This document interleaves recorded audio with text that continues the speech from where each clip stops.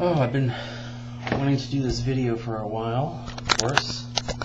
I made a few videos back in September, October, and I just kind of got out of this period where I was in a funk and not feeling very good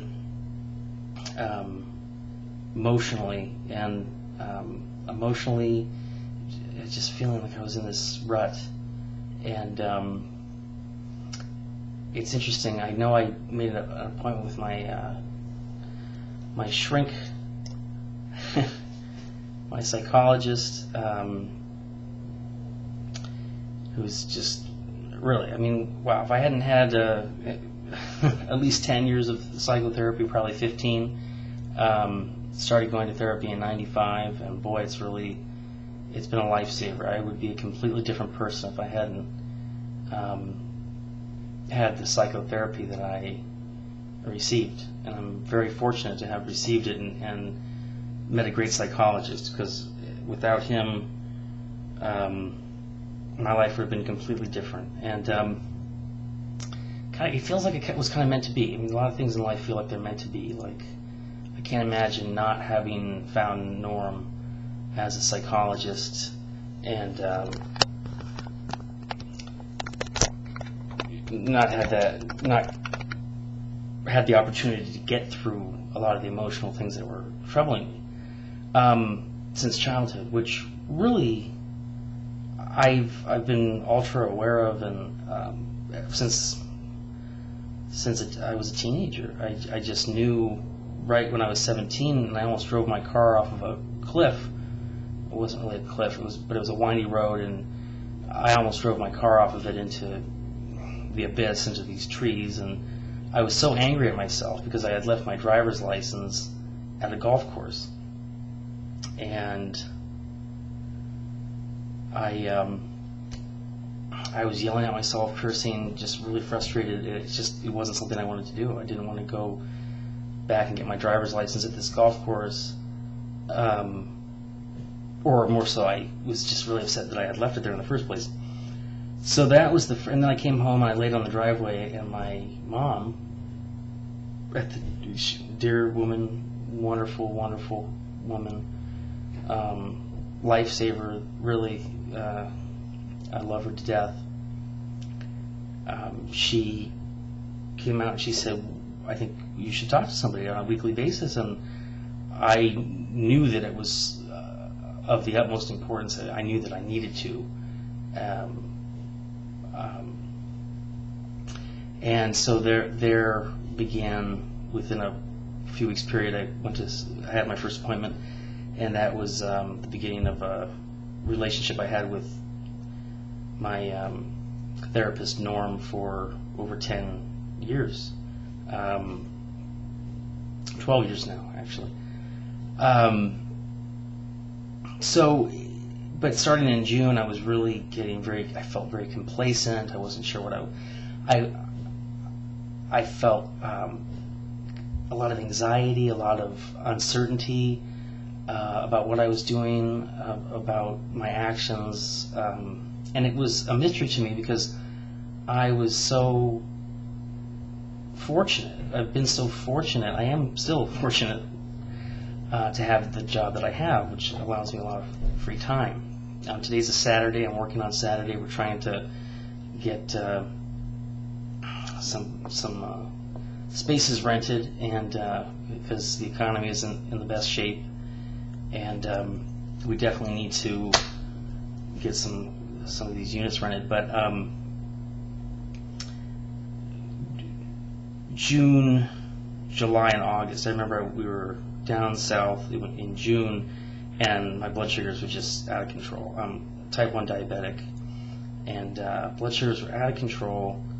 I was just constantly high, and then I'd get angry and pissed off, and I would give myself a shitload of insulin because I was angry, and that didn't work. Then it just inevitably led to me giving way too much insulin, and I was having these dizzy spells which I could not recognize, were hard to define, and I was just feeling very out of body, almost like a disassociative state.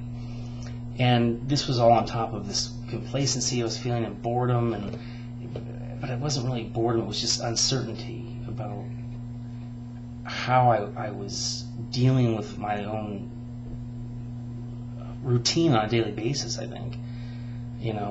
Motivating myself, getting myself to engage, and being angry that I wasn't engaging. And I think that at the end of September, what happened was I went to Norm. I hadn't seen him in a few months, and I had that appointment, and it really did help. And something clicked, and I did get better. I felt better about just life, day-to-day consciousness, existence. I just felt better about myself and what I was doing, and what I was doing with my time and whatnot. But I always analyze things, and I can't help noticing just the tiniest details, like in my voice, and what does that mean? The inflection of my voice, and the way I talk, and I analyze that, or I'll be in a situation where I'll say something, and I'll think, why did I say that? I embarrassed myself, and I'm very hard on myself and critical, and I link it up to my lack of motivation. I think, well, that was why you were complacent, and that was why you were, that explains a lot of the negative feelings you were having. And I really, really desire to make a feature film. I know I can do it. I know that I have all the abilities and drive and passion to make a feature film. It's what I want to do more than anything in my life. Besides being with my loving, caring girlfriend, the woman I love, which it does take precedent over my filmmaking, which I think sometimes I'll have thoughts that'll creep up, and I'll be like, well, if we weren't in love, how would my life have been different, or if we hadn't met? But it's not something that I entertain as a reality. It's just because the reality is that I really feel like some people need to be in relationships, and need to find that person in their life that they are meant to be with. And with my girlfriend and myself, I definitely feel like we're really good for each other, and we love each other very much. And ups and downs, of course, but it's just I think it would be surreal if I hadn't found her at this point in my life. It would be really bizarre. But there's only 24 hours in a day, and I get to thinking, oh man, I really want to connect with more people, and so that's what I'm working on now.